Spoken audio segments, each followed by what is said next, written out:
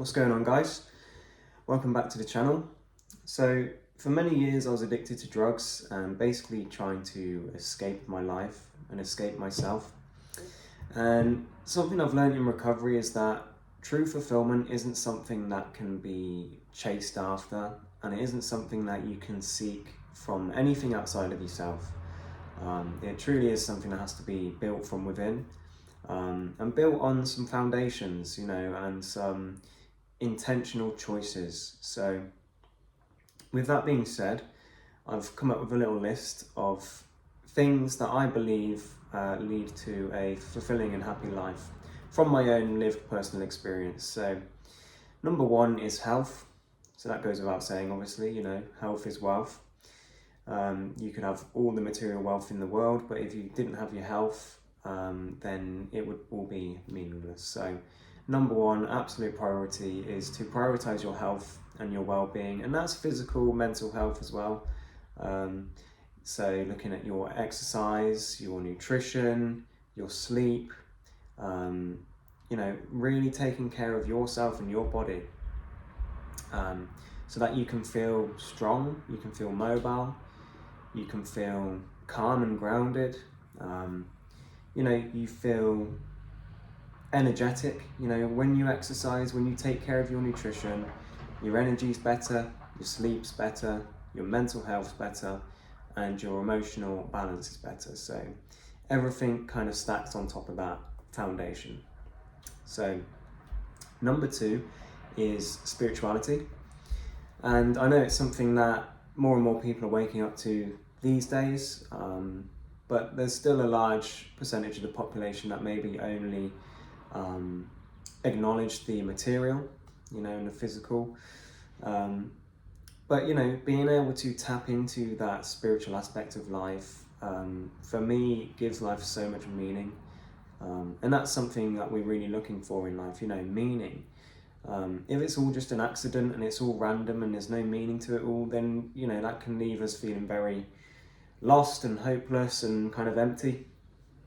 So being able to tap into your spirituality and your faith really gives life an extra layer of magic and of meaning, to understand yourself and your place in the world, to understand your journey, and to understand that things are special, and things maybe do happen for a reason, and we do have a path, and we are here to grow and learn, and to grow spiritually. So for me, having faith and tapping into spirituality is massively important. So number three is service. So that is in terms of service to others, service to the world, giving of yourself selflessly. I find that massively fulfilling in the line of work I'm in, working in the rehab. It's something that money can't buy. No drug could ever give me that sense of inner satisfaction and fulfillment, that I'm able to give of myself and help others. It's something that's recovery's taught me, that service is really important for my spirituality, for my well-being, for my sense of self in the world, for my self-esteem. Being able to give of myself and help others really fills me up in a way that nothing else does. Nothing outside of me, any drug or any pleasure or comfort-seeking behavior I can do could ever give me what service gives me. And that is an inner fulfillment. So number four is having a sense of purpose. It kind of ties into the last two, spirituality and service, but having a sense of purpose, essentially, having something that excites you, some reason to get up in the morning, to make life exciting, to make life worth living. If we feel directionless and like there's no purpose and there's no meaning in life, then of course we're going to be depressed and we're going to be slogging through the day, and we're going to really struggle in life, if we don't have a sense of purpose, and tying that into the spirituality, getting in touch with your heart and your soul and what really makes you alive, and figuring out what it is you came here to do, because every single person has their own unique perspectives, their own unique experiences and ideas and talents that only they have, in that combination. And there is something there that they can create or offer to the world that only they can, something that gets them exciting, something that they're naturally good at, something that they're passionate about, and something that the world needs. That is the key principles of finding your sense of purpose, and that is an inner journey for everyone to undergo, but it's an exciting journey and it's a worthwhile journey. So finding your sense of purpose, massively important. The next one is community. So, as human beings, we're social creatures, so we really thrive when we're in community. Again, with the modern world, so many people tend to isolate and withdraw, and you have people living on their own, and everything's online nowadays. There's less and less face-to-face connection and social interaction. And I think it really is closely linked to the rise in loneliness and the rise in anxiety and depression and mental health crisis across the world, and addiction, because we're meant to connect as human beings. We're supposed to embrace each other. We're supposed to feel physical touch, to laugh together, to be in community. So finding your community is really important, finding your people who you relate to, who maybe have been through a similar experience as you. For me in my recovery, that's been a massive part of my community, is working and being around other addicts who are also in recovery. But it doesn't have to be that specific, but anywhere that you feel that sense of community, family and brotherhood, somewhere where people can hold you accountable, but also somewhere where you can get vulnerable and you can open up and you can share your grievances and you can share your troubles, and you can be supported. And finding that group of people where you're all heading in the same direction, I think is massively important, especially in this day and age. Okay, so the next one is your relationship with yourself. And it sounds like an obvious one, but I think it's something that not a lot of people give much thought to. But,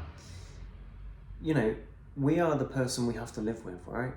So you better make sure it's a good relationship, because if not, your life is going to be a struggle. If you can't get on with yourself and you can't live with yourself and you don't have a good relationship with yourself internally, that's going to affect every area of your life, because we have to spend 24/7 with ourselves, right? So how can we cultivate a good relationship with ourselves?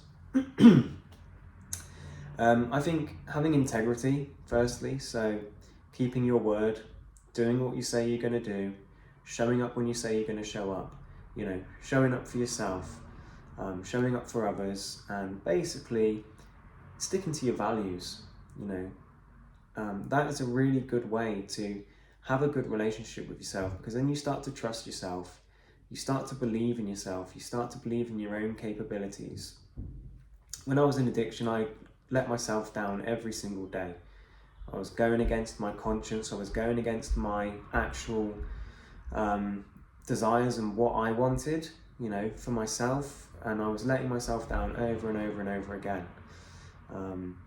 So obviously I hated myself, so learning to build that sense of trust again and build that relationship with myself, have self-esteem through doing esteemable acts, through doing service, through sticking to my word, and also doing the introspection and the meditation and the reflection, learning to love myself, learning to sit with myself, learning to be with myself, observe my thoughts, and really getting to know my internal landscape, so then I can cultivate that healthy relationship with myself and be at ease, living in my head.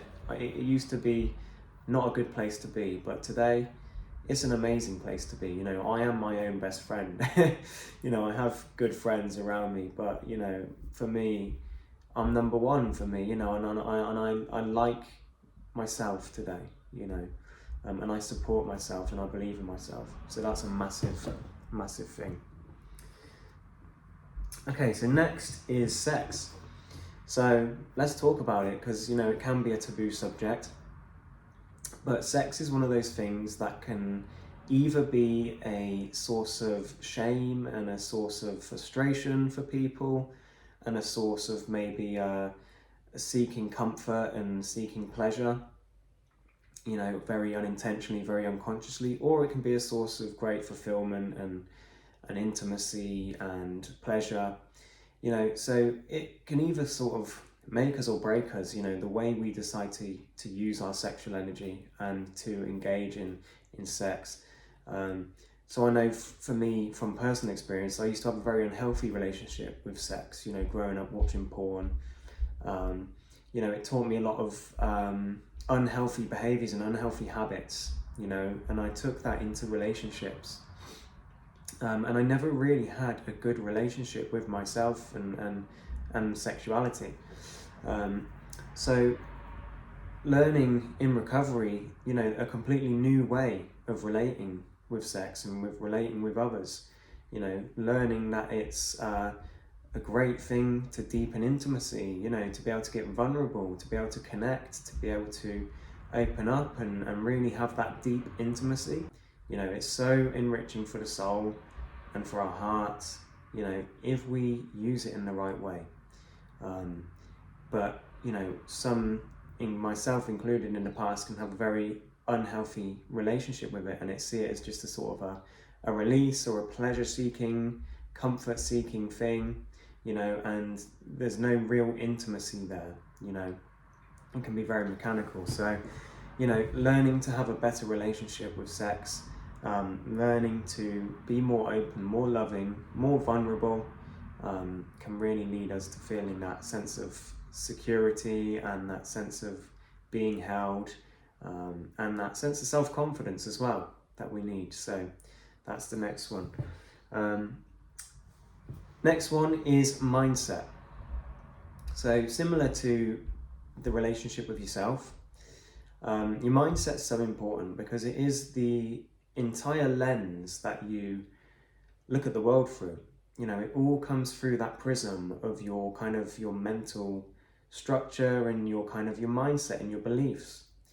And beliefs and mindset are things that can be changed and can be kind of molded in a way.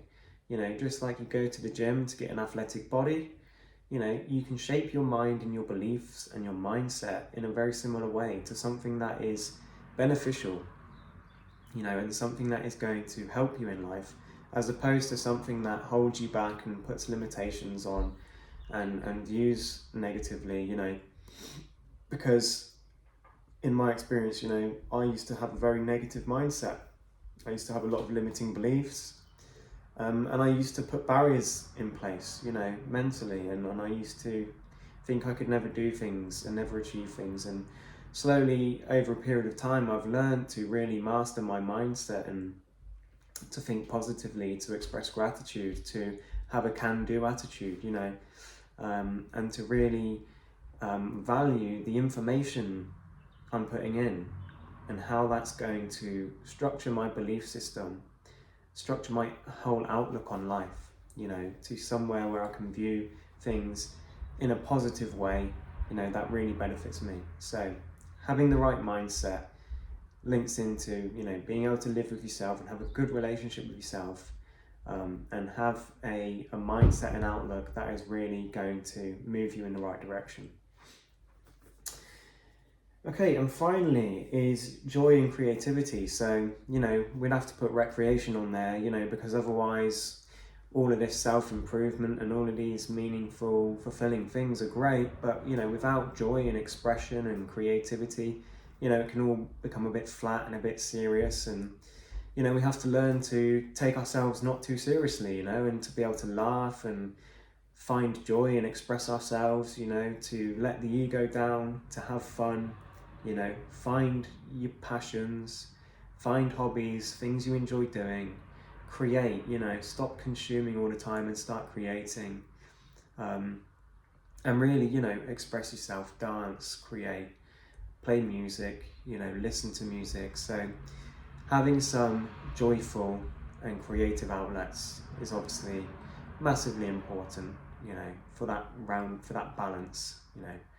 So with that being said, that's the list for now of things that I think contribute to a fulfilling life. And like I said, it's not an extensive list. I'm sure there are other things on there, but those are the ones that came to mind for me, and those are the ones that really shaped my life to where it is today.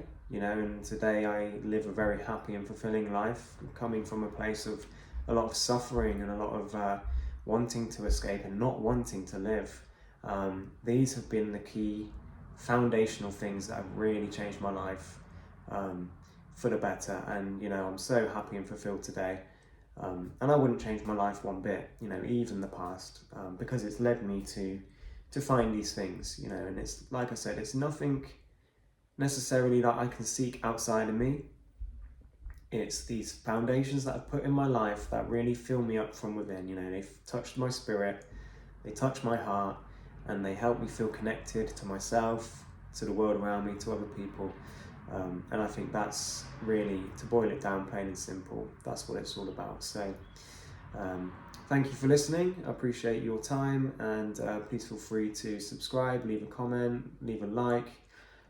Please also feel free to reach out to me if you've got any questions. And yeah, I'll see you in the next one. Cheers.